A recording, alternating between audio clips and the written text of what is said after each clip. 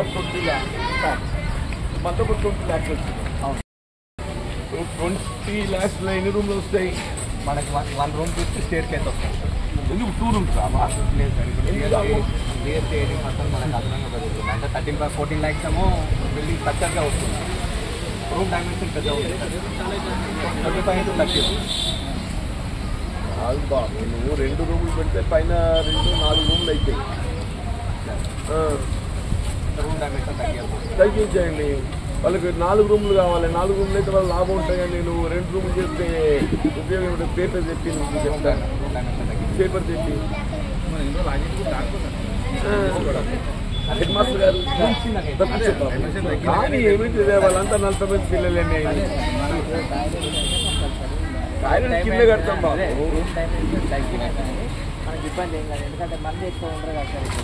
అదే అంటున్నా. ఇప్పుడు నీకు క్లాస్కి ఎంత చేసినా 50 మంది పిల్లల కంటే ఎక్కువ ఉండదు. అది సపరేట్ దీంట్లో తగ్గించాల్సిన అవసరం లేదు. లేకపోతే ఒకటి దండం చేసుకుంటాను నేను చెప్తాను. ఓకే బాబు, toilet will get separate amount, no problem.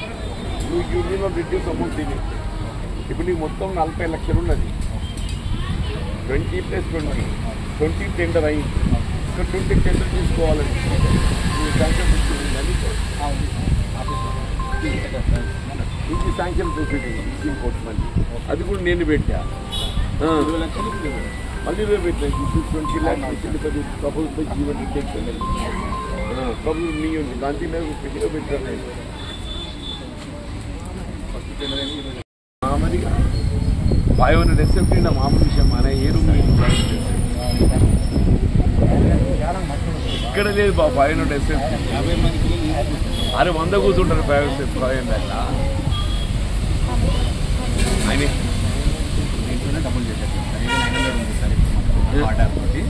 ఇప్పుడు దీన్ని 1000 చేసేసి మధ్యలో ఒకటి ఈ కాలం దగ్గరనే బ్రేకప్ చేసేసుకుంటారు. Very good. అంతే కాలం కూడా బ్రేకప్ చేస్తే అయిపోతుంది. ఆ బ్రేకప్ దగ్గరనే వాల్ పెట్టేస్తే 2 మనకి పార్టీషన్స్ అయిపోతుంది. ఈ రూమ్కి ఈ రూమ్ ఉంటుంది, ఆ రూమ్కి ఆ రూమ్ ఉంటుంది. దీంట్లో ఒక 100 SFT పెంచేసుకుంటే సరిపోతుంది. ఇప్పుడు Jagtial is only the municipality where all the government schools have permanent accommodation. సాధారణంగా పల్లెటూళ్ళలో ఏమవుతుంది బాబు అంటే మనకు భవన నిర్మాణానికి కావాల్సిన స్థలాన్ని గ్రామస్తులు సమకూరుస్తారు. పట్టణాలలో ఏదైతుందో స్థలం అనేది పెద్ద సమస్య మనకి. అయితే ఏదైతుందో జగిత్యాలు ఏదైతుందో నేను దీని ఒక ప్లాన్డ్గా మొత్తం ప్రభుత్వ పాఠశాలలు అన్ని సొంత భవనాలలో ఉండాలని చెప్పని స్థలాలను సేకరించాను. ఇప్పుడు విజయపురంలో స్థలం లేకుండా స్థలాన్ని సేకరించాం. గాంధీనగర్ ప్రైమరీ స్కూల్ లేకుండా స్థలాన్ని సేకరించినాం మనం. ఇక్కడ అమీనాబాద్ స్థలం లేకుండా అమీనాబాద్ స్థలాన్ని సేకరించినాం మనం. వీక్లీ బజార్కు స్థలం లేకుండా స్థలాన్ని సేకరించినాం మనం. అట్లా చేసి ఏదైతుందో కొంత ఆర్థిక స్తోమత ఉన్నటువంటి వాళ్ళందరూ ప్రైవేట్ పాఠశాలలో ఇప్పుడు ప్రభుత్వ పాఠశాలలను బలోపేతం చేయాలంటే ఆంగ్ల మాధ్యమంలోకి మార్చాలి. అందుకొరకే అప్పుడు రాజశేఖర రెడ్డి గారు ముఖ్యమంత్రి ఉండగా ఏదైతుందో ఈ సక్సెస్ఫుల్ విధానాన్ని ప్రవేశపెట్టి మన ప్రభుత్వ పాఠశాలలో ఆంగ్ల మాధ్యమ బోధనను మనం ఇంట్రొడ్యూస్ చేసుకుంటాం. ముఖ్యంగా గాంధీనగర్ మొత్తం దళితులు ఇక్కడ పొలగిన వర్గాలు. ఇందులో ప్రైమరీ స్కూల్ హై స్కూల్ కలిసి ఉంది. ముందు primary school upper primary school ఉంటే దీన్ని అప్గ్రేడ్ చేసి ప్రైమరీ స్కూల్ కావాల్సిన స్థలాన్ని మనం వెనుక ఇక్కడంతా వాళ్ళు పేదోళ్ళు అయినా కానీ వాళ్ళు తల చందా ఇచ్చిండ్రు.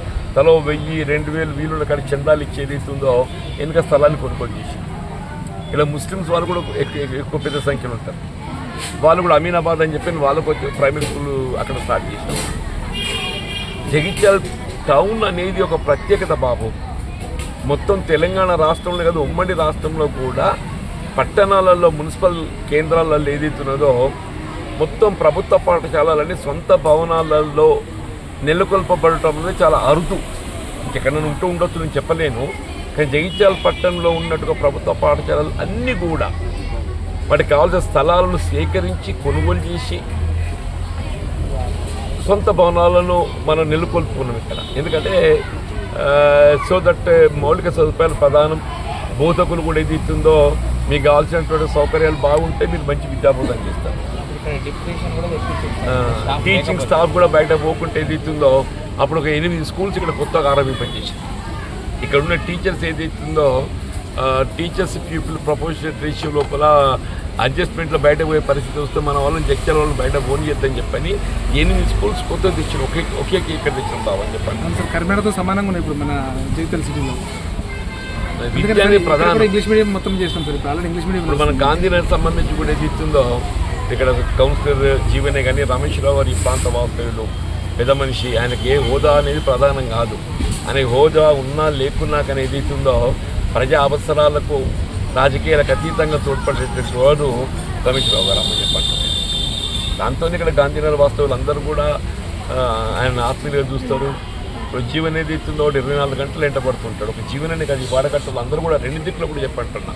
అడవాడు పాపమ్మ గీరి ఉన్నాడు, వీడు మధు ఉన్నాడు, అందరూ కూడా అనిల్ ఉన్నాడు, అందరూ కూడా చెప్పంటున్నాం.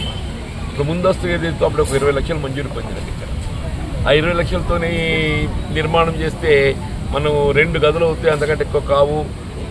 అది ఎక్కడ కట్టాలి, అటు కట్టాలన్నా ఇటు కట్టాలని చెప్పండి. అప్పుడు నేను వచ్చి మీ అందరి యొక్క సలహాలు సూచనలు తీసుకొని ఇక్కడ పాత డైలాపిటెడ్ కండిషన్ ఉన్న భవనాన్ని తొలగించి దాన్ని అడుగున కట్టినట్టయితే మనకి స్థలము మిగిలిపోయి ఉంటుంది, బాగుంటుందనే భావనతోని కలెక్టర్ గారు అనుమతి తీసుకొని ఇప్పుడు ఆ భవనాన్ని తొలగించాం.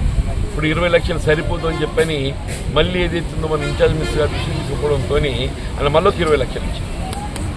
ఇప్పుడు 20 + 20 40 లక్షలు మన గాంధీ స్కూల్కి వచ్చినాయమ్మ. ఇప్పుడు 40 లక్షలతోనే 4 రూములు మంచిగా కట్టుకోవచ్చు. 4 రూములు ఏదైతుందో మీరు 5th 6th లేక 6th 7th 8th 9th 10th తరగతి 4 గదులు ఇక్కడ పెట్టుకోవచ్చు. 7th 8th 9th 10th 7th 8th 9th 10th 4 ఇందులో పెట్టుకోవచ్చు. ఇక మనం మిగిలిన 5th 6th ఉంటాయి అంటే 6th ఒకటే ఉంటుంది. మళ్ళీ ఏదన్నా డ్రాయింగ్ కానీ లేక ల్యాబే కానీ టీచింగ్ స్టాఫ్ రూమే కానీ అది కింద పెట్టుకున్నట్టయితే వాచ్ అండ్ వార్డ్ లాగా ఉంటుంది. మీరు హెడ్ మాస్టర్ రూమ్ కానీ టీచింగ్ స్టాఫ్ రూమ్ కానీ కింద పెట్టుకుంటే దాని వాచ్ లాగా ఉంటుంది. ఈ సాధ్యమైనంత తొందరలో ఏదైతుందో మీకు వింటర్ హాలిడేస్ లోపల కంప్లీట్ చేపిస్తే మళ్ళీ మీకు 26 జనవరి నాటికి ఇది 100% దీన్ని ఆరంభింప చేసుకొని ముందు పోతాం అమ్మాయి.